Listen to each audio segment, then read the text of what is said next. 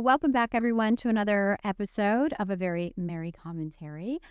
Today, I have Geoff Scott in studio with me, again in person. And as you probably remember, Geoff Scott is a senior bodyguard. We spoke to him in another episode about what he does for senior citizens. And he also has another really, really important and interesting job.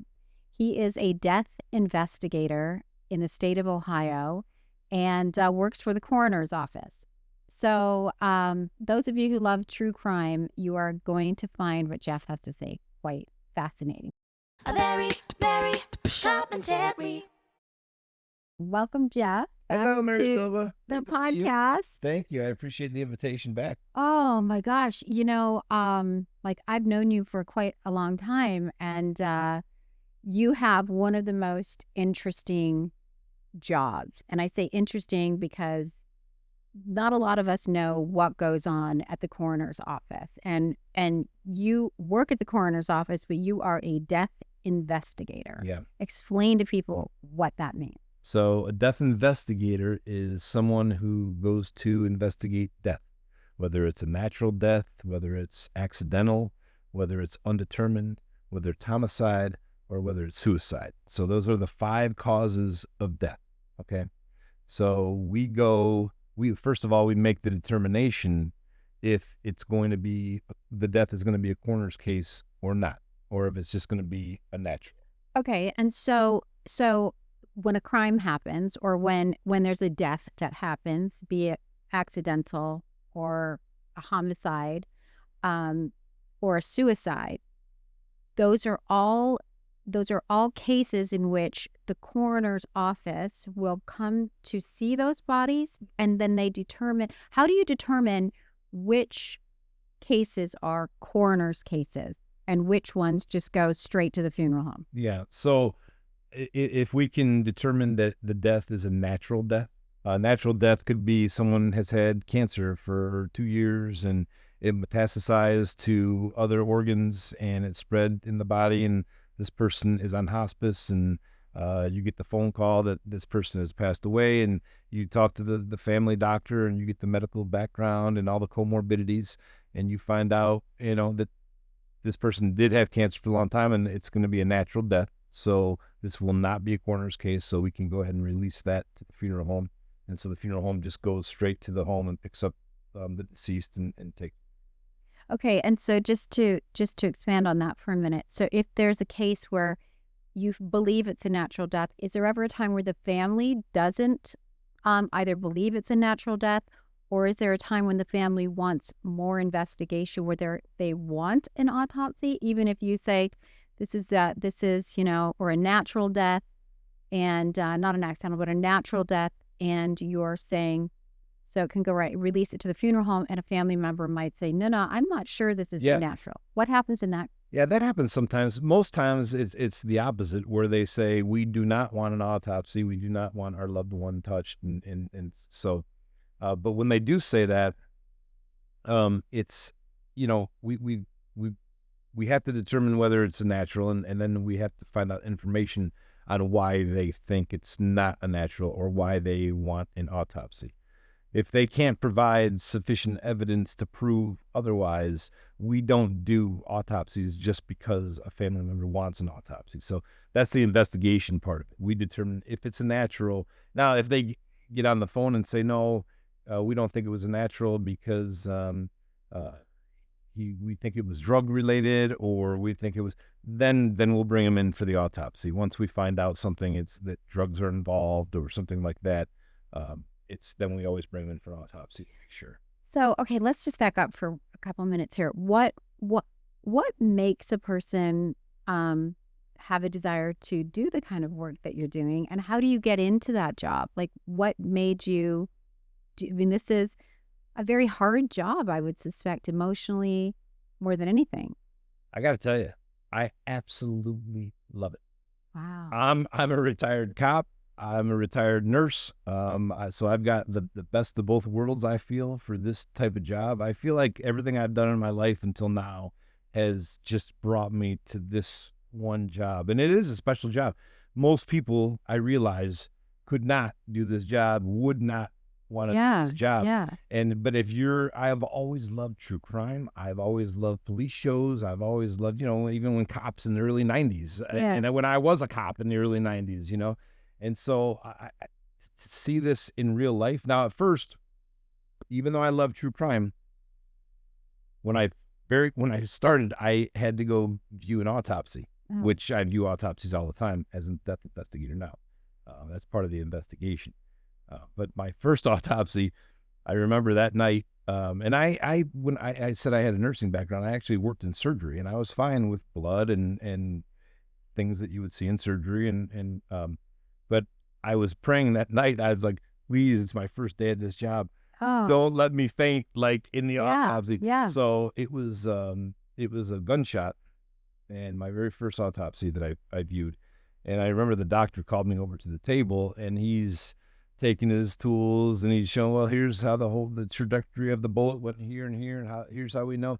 And I felt myself starting to like get tunnel vision, and I was wobbling. Oh, and no, I'm really? like praying. I'm like, please don't let me go down. Oh, yeah, I couldn't do Please that. don't let me No. go down. Yeah. And they have people that pass out all the Pass time. out? The new people, like students who come through, Right. maybe police that have to view autopsies or Right. something. You always get one or two get queasy and pass out or something. But all of a sudden, I just started looking around, and because in my police training, when you're firing a gun, a lot of times in a bad situation, you get tunnel vision. And so to break the tunnel vision when you're shooting a gun is to look left and right. And that's the only thing I thought of, is I thought to look left and right real quick. Wow. And it brought me back just to, I felt Just enough. hot. Everything was turning black. I'm telling you, I was 1 second from going You down. don't carry those bags around that they give you in the front of the airplane, the little No.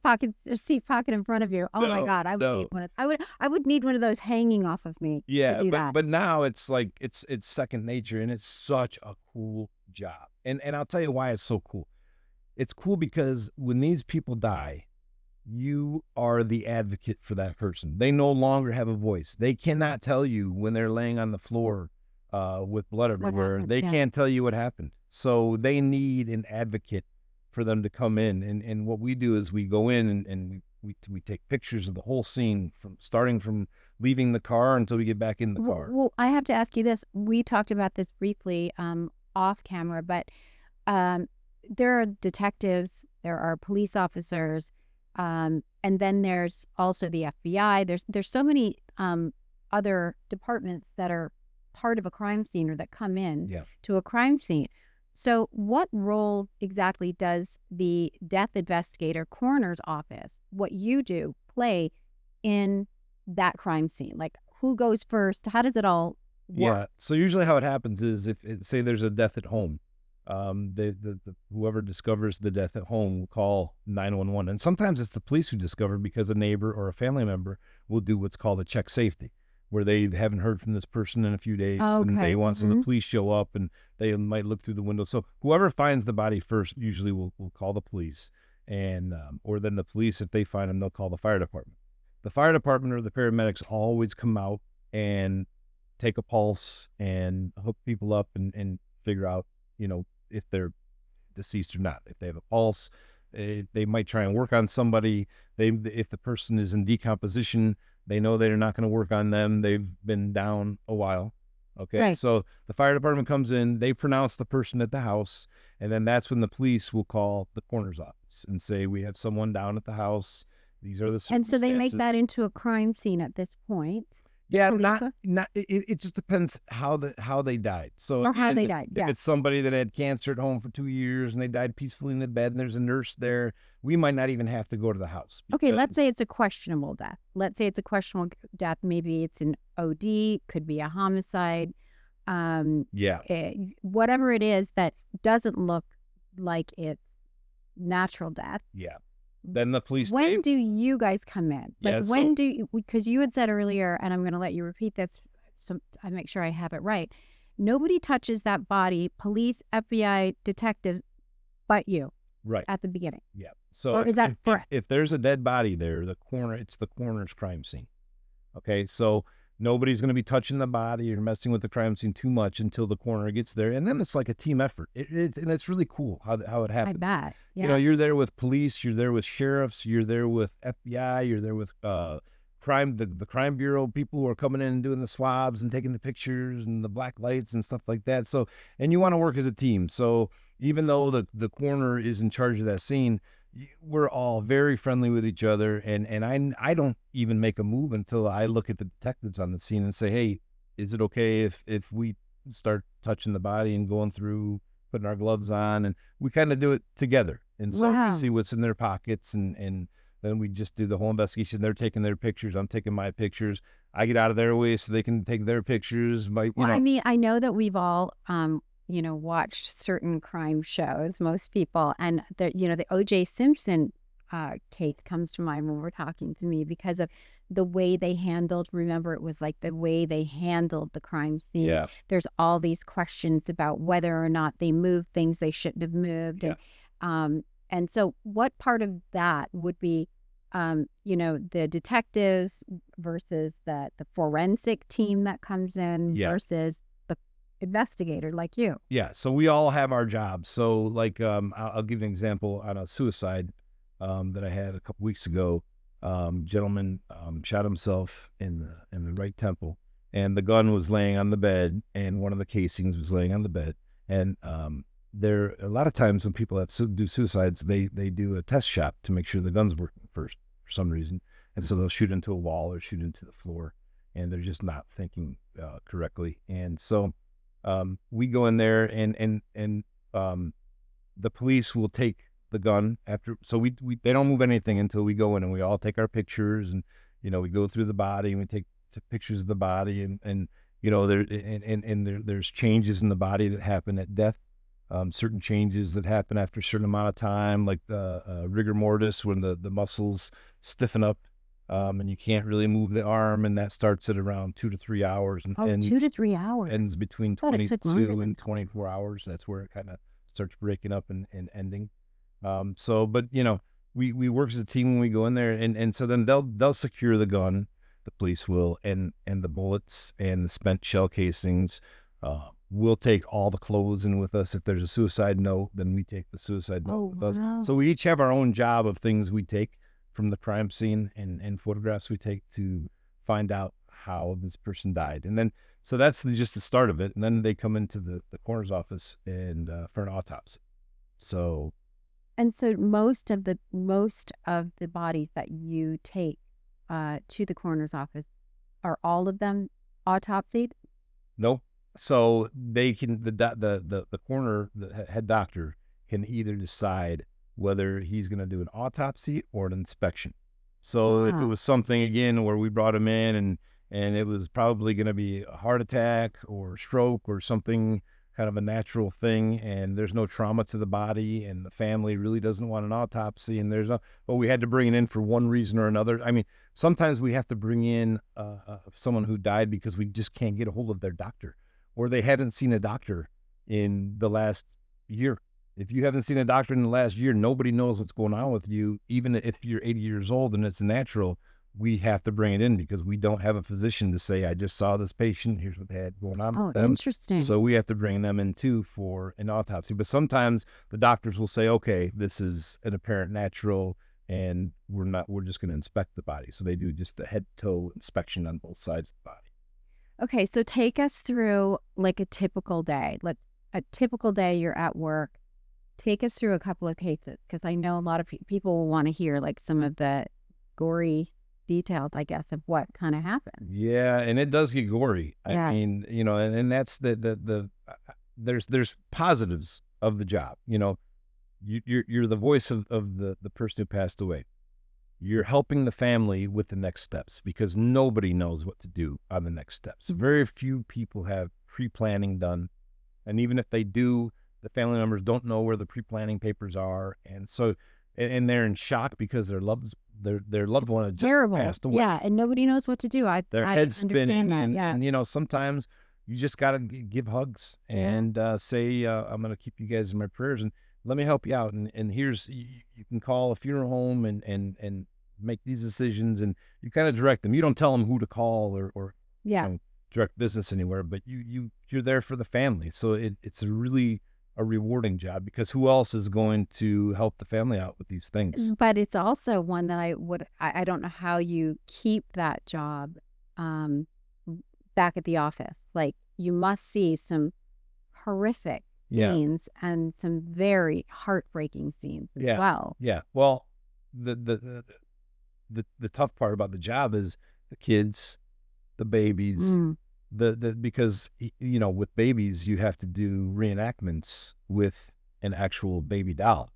So you have to find out how this baby passed away. You've got to take this baby doll and place it where the baby was, and take pictures and figure out things like that. And those are always just no fun. I just can't imagine, I can't imagine, like, even there was a very famous, where I'm from in Ohio, there was a really famous case about this baby Elena, I think her name was, and the ex, or the husband, I think, killed this little girl, and they couldn't find her. And then, of course, somebody like yourself has to go find this baby. They find the body, and it's so sad to find like a little child like that, and then find out it was murdered. It didn't die of SIDS.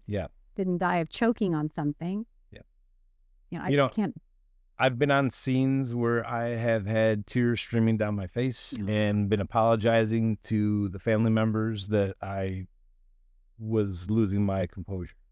Sometimes you just can't help it. When you have a 22-year-old kid passed away and his father's holding them, crying when you get there, those are all tough things. But again, it's rewarding in other ways, because you maintain friendships and you get to meet people under horrible circumstances. But sometimes you become friends with these people and you help them through the process of the death certificate and with the insurance help and lining up things that they might need. And some people are out of town, so they need help. And so you're really there for the families and the person who passed away. And so in that way, it's super rewarding. And so, we have badges and guns and cars. You have badges and guns? And so we walk into the scene, and now we're not there arresting people or shooting anyone, but some of the places we walk into are dangerous scenes. And we were in dangerous scenes, like, for instance, in a crack house. You have crack houses, drug houses, where there's people in every room with all high and just, out of it. And you just don't know who's in a closet or who's coming out here or there. And you have the police with you when you're there too, which is great. And again, we're looking out for each other in those situations. We might be in gang territory where someone was shot, and now you're wondering if there's going to be retaliation while you're there or something. Now most times there's not, but just last week I had brother and sister nose to nose screaming at each other, ready to kill each other, and I had to separate them. So, and that's what's so interesting. You never know what you're going to walk into. You just don't know if you're going to have someone jump in front of a train, or you're going to have a homicide. But there is somebody who jumped in front of a train you told me about. And that happens too, more times than you think. I just had a guy, he got on the train tracks. He was in his 30s, and you see on camera, he just looks at this train, gets on the tracks and covers his eyes, and that was it. For someone to, and it's also like, I always think to myself, what got you to that point where you just stood in front of a train and had this happen to you, and I always feel sorry for the families, because people who commit suicide, I feel like they're in such a dark place and such a low place, but they don't realize their families just suffer for so long and forever, and it's a lot of mental illness out there, a lot of drugs causing these things. We get lots of drug overdoses. And so I carry Narcan on me, and you're always walking in houses. I mean, there's white powder laying here or there. And one guy had a note that said, to his dad, don't open the tin can because it's got fentanyl in it or whatever. Really? And I knew we have gloves on and things, but that, it could be in the air. It could be, so it's dangerous walking in these situations because you just don't know. So you're careful. How many cases do you guys get a week? Oh, I would guess on average, probably 10 a day. Yeah. We get, every coroner's office is busy. I think there's something like 150,000 people die a day worldwide. I think is one of the 150,000 people a day worldwide. Yeah. Holy smokes. Yeah. That's a lot. Yeah. And it's not only suicides. I mean, it's homicides, lots of car accidents and motorcycle accidents. I'll tell you what a dangerous thing is if you're into true crime and gore. Yeah. These guardrails they built on the expressways, they're great for protecting cars not going in the other oncoming traffic. Yeah. But they're sharp on top. And when you get motorcycles going super fast and they hit these guardrails, it will cut someone in 3 pieces and clean. And it's I never thought of yeah, that. those guardrails and motorcycles. Some of the way these motorcyclists go in and out of traffic, especially like in LA. Yeah. Oh. And Mary, I used to have a motorcycle and I sold it when I got this job because I just see the things that happen out there. And one piece of advice I can give everyone is if you're come up to a stop sign and it's a 2-way stop and you come up to the intersection and you don't have the stop sign, it's the other people coming the other way, slow down or come to a stop. I don't care if the people behind you get mad or not, because we get so many deaths. People that have run stop out signs? in the country that they just don't even see the stop signs anymore. They're on their phone. That's why they're putting in all these roundabouts all over the country. Oh, is that why? Because because they in a roundabout, if there's an accident, it's going to be a fender bender. At a light, if there's an accident, it's going to be a death or serious injury if someone runs that light going 60 miles an hour. So they're putting in all these roundabouts around the country right now in place of lights. Wow. So stop or slow way down at these intersections where there's just 2 stop signs there. And even if you don't have one, I tell my 22-year-old daughter, slow down. Just, yield. No, Do it. they don't Slow see down. these stop signs anymore. You know, with the drug crisis as the way that it is, and I mean, I'd never heard of so many kids nowadays that are overdosing on fentanyl. Fentanyl this, laced with this. You know, everything's laced, everything's dangerous. You know, are you finding that increasing now?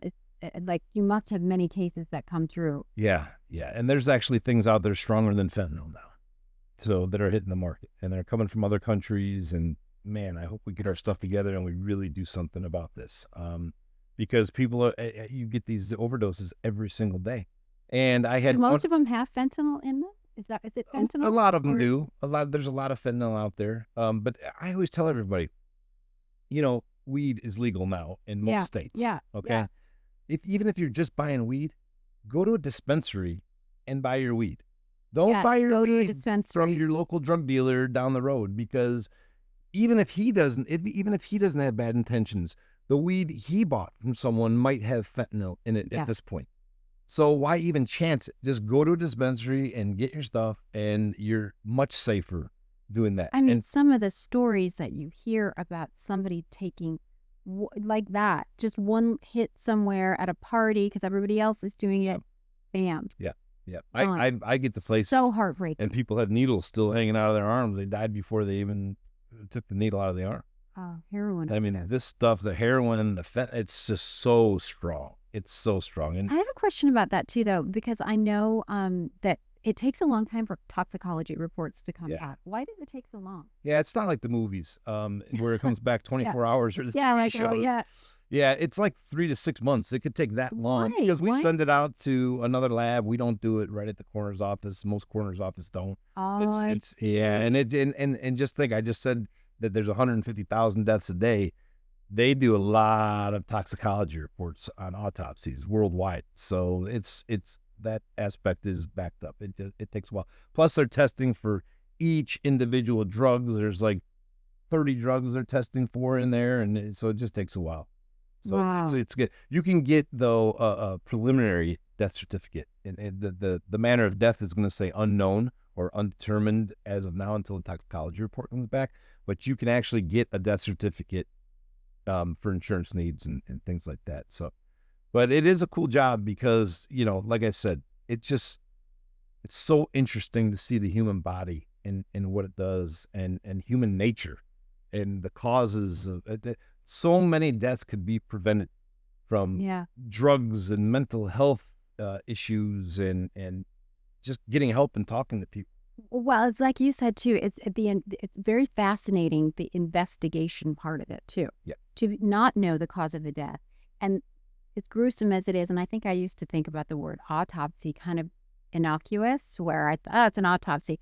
But then when I really learned about what an autopsy is, Yeah. it is quite grotesque, I said, to a certain, but it's investigative. Yeah. It's so cool, the science behind it, Yeah. where I know they have to really sometimes saw things and take things apart, dissect things, part by part, but they find out the cause. They can find out exactly what happened. Yeah. And like you said, your office is able to speak for the dead in so many ways, Yeah. right? Yeah. Where they don't have a voice. Yeah. That's the mission. The mission is to find out how they died for them, because people will cover things up. People will kill somebody in one way and then dress them up in another way and put drugs around them to make it look like it's a drug overdose, when really they were stabbed somewhere. Yeah, tell us the ice pick story. Well, somebody was stabbed in the neck, in the back of the neck with an ice pick, back of the head, and they put a scarf around them and they put a needle around them and made it look like a drug overdose. And it was not. It was homicide. What do they think, that you're not going to see that there was an ice pick Hole. Yeah. hole back A lot of times it's crazy. Sometimes you'll get blood with wounds like that, but sometimes when people get shot, no blood comes out. It's just a little black hole Really? in their skin, and it just depends the trajectory of the bullet and which way it breaks up and fragments and when it starts doing damage and things like that. So I saw a lady get shot one time with a .44 caliber gun right through her chest. You saw her get shot? And it didn't hurt any of her major organs, and she sat there yelling at the guy who shot her. They just went straight through her, and he used the wrong type of bullet. He used a target practice bullet that didn't break up upon entrance in the body, entering the body, and yeah. So bullets, it's not like the movies where you get shot with a bullet, you fly 15 feet back through a plate glass window, and all this drama. Sometimes you can get shot several times. There was a scene where one guy was on, I think, PCP, and he was on top of the other guy, just stabbing him over and over. The police got on scene, told the guy to drop the knife. He didn't drop the knife. They shot him 2 or 3 times in the chest torso area where you're trained as a police officer to shoot. He was not responding to that. They shot him in the head, and then that was it. Once you take the brain out, Wow. Yeah. What about cover-ups, like somebody who kills someone and then sets the house on fire? Yeah. That kind of shit. What about that? Yeah, we see that. We see that where they'll set a car on fire with a dead body in it, or all the time. And how do you determine, though, that Again, how do you know that it was actually a homicide? You can tell, like, we had a fire not too long ago, and it involved kids, and so I was really concerned. I was hoping that the kids died before the fire got to them, and that's exactly what happened. So you can tell, the doctors can tell if there's soot in the lungs or not.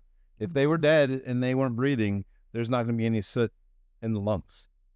Or there will be soot in the lungs if they died from smoke inhalation. Right. And then that meant that they weren't burned in the fire and they didn't feel a lot of pain.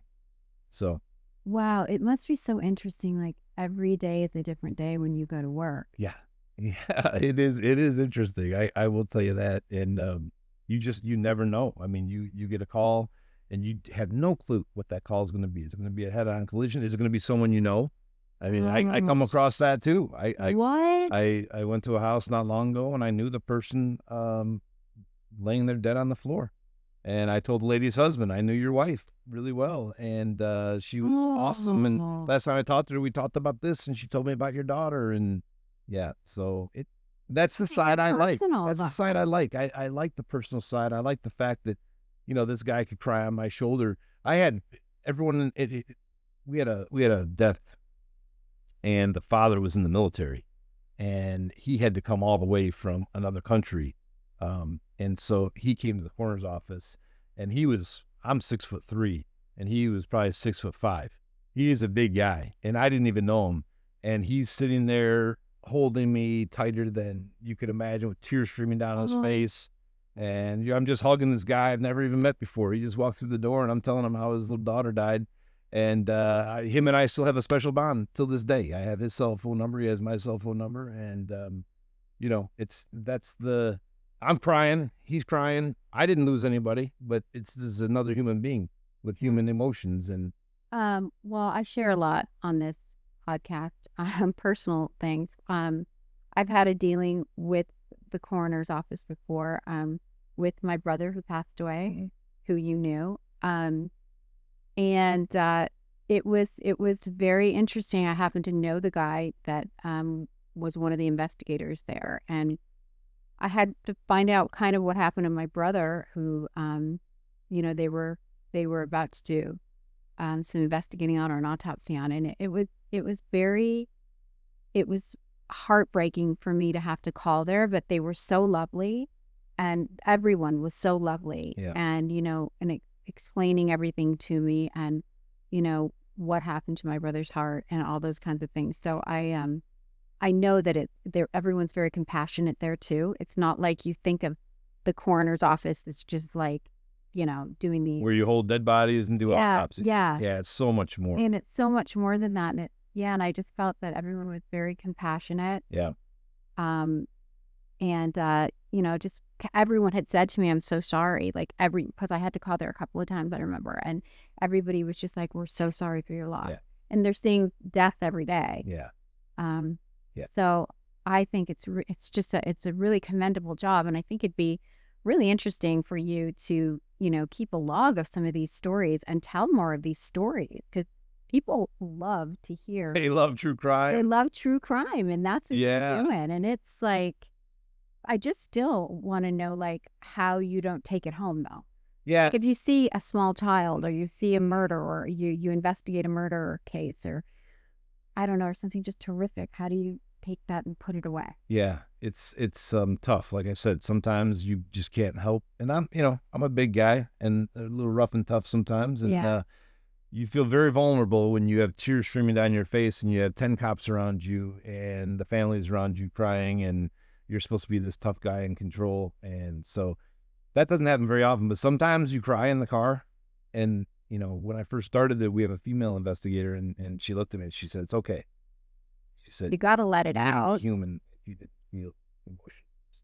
No. Yeah, I mean, you can't. It's unhealthy. I always Yeah. tell my sons it's unhealthy to hold stuff in too. Like, you got to let your Yeah. feelings out. I pray about it. I pray for the families. I tell the families I'm praying for them. I work out a lot, and I try and be healthy and take care of myself. And that's really what you got to do, because this stuff can really get to you. And I think when I look at it as it's more of, I'm here to help these people. Like, I'm not just looking at delivering bad news and dealing with dead people. It's a whole compassion thing where, like, people always wonder their purpose on this earth. They always say, "Why did God Yeah. put me on this earth? Why have I been created?" I don't know my purpose. I pray for my purpose.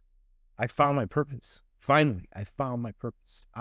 When I show up on these scenes, I hate not getting scenes. Don't get me wrong. I don't like people dying, and I don't want people to die.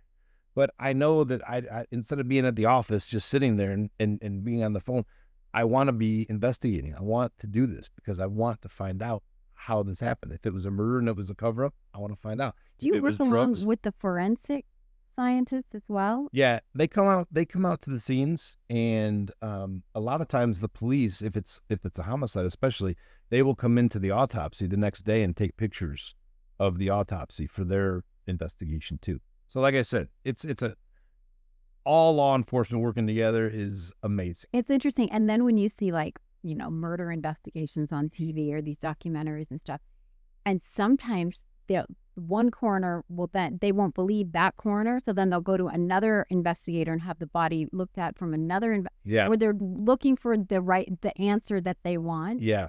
Especially if it's a case, right? If there's a defendant and a plaintiff and a defendant.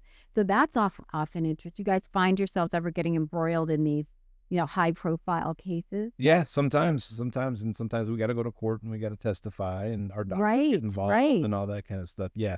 I got a funny story for you though. Yeah, let's bring it on. So, I watch, I used to watch a lot of horror movies, like zombie movies and vampire movies and things. And one day I was in the morgue, and I'm surrounded by bodies, and I keep hearing a noise behind me, the body bag moving, or the body bag crinkling, and I turn around, I look, I turn back around, I'm doing what I'm doing there, and so then I hear it again, and it moves again, the body bag moves again. I turn around again, and I said, "You got what?" I said, "You got to be kidding me!" And so it happened one more time, and I turned around and I said, "I'm staring at you until this happens again." And it was a leak in the roof, and the water was hitting the body bag. Oh, And I thought that this body was moving to this body bag, and and it's never happened since I've been there. But you hear stories of other coroner's office where it does happen, where someone will wake up in the hospital morgue after an hour or two, or Yeah, I can understand that happen. Like the someone died hospital thinks that frozen. they're dead. Yeah. They take them down to the morgue. And then something happens, and they come back. It's never happened in our coroner's office. There's no ghosts or things moving or anything like that. And that I felt like a big baby, because I'm sitting there, I'm like, okay, if you're moving, we're gonna have some issues here, when really it would be awesome if that was moving, if you didn't think of zombies or something in your Yeah, wouldn't that be great if you're No. like, oh my God, you're alive. We- This is amazing. We have gone to a scene before where the people were pronounced dead, and one of our investigators saw the person shallow breathing and took the pulse that was there, and they lit. That has happened, and you hear of other coroner's offices where it happens too. Not very often, but so no, there's nobody waking up. There's nobody. It Yeah. was just water from this. I'm like, oh my God, I feel like such a chicken right now. I'm sitting there, but your mind plays tricks on you, especially when you got to go in at 3:00 in the morning, and that you're there with 30 bodies in the your Yeah, brain. and they're in these refrigerated like shell units. It's actually not like the movies. Oh. There's no like individual doors that you open and slide the tray out. really? It's actually a cooler with just a trays. It's not the individual trays, but it's just a bunch of slots where you can rollers and store the body, and it's a cooler, but it's not in. They're all together, kind of in the morgue. Sorry. How long can you keep a body at the morgue? Well, we have someone in there. I think he's been there since. It's been years and years. Why? It's John Doe. We sometimes you can't identify them, and you can't just ship them off. Wait. So if you can't identify them, you can't just bury them as a John Doe. You have to wait until someone claims. Yeah. What if So- someone ever claims them? They Well, just we've stay had a guy there for a long time. Yeah. Well, so you've got like bulletins out there, or you've got, Yeah, you do press Missing releases if you person. can't find next of kin, because that's a big job of ours, is we have to find next of kin, and that's the tough part. That's when you have to notify families that don't know their loved ones had passed away. or how about homeless people? Yeah. Or people that are addicts on the street, homeless people that their families have long been gone Yeah, and don't even have ostracized them for whatever reason. They're not around anymore, and they die, and you can't find where they're even Yeah. from. Like, Yeah. how do you? yeah, that's tough. And sometimes you can't identify bodies, so you have to have them identified by dental records, and have a dentist come in and do that and match up from their previous dental. If they ever went to the dentist. Yeah. So, but most of the time you can find the next of kin and you notify them, and then what happens is, when you die, you don't have to call the coroner's office unless you have questions or you have concerns. All you do is you call a crematory, the family of the deceased, or a funeral home. You meet with them. You sign a release saying that they can come pick the body up after the autopsy. They come get the body. They take them to the funeral. So when we go to a scene, we have our own transportation company that comes and picks up the body if we determine it's a coroner's case, and then the funeral home comes and picks them up from the coroner's. Did you ever have anybody say, "Yeah, that was my old aunt. We don't care about her. Whatever you want to do with her, do it." We have had family not say that, but we've had family never call in liked and him say, anyway. we don't have any money, and we haven't talked to this person in 20 years, Oh. and so then the state ends up paying. The state ends up paying. Yeah, or if it's a VA, if they were in the military, then the VA will pay for the funeral.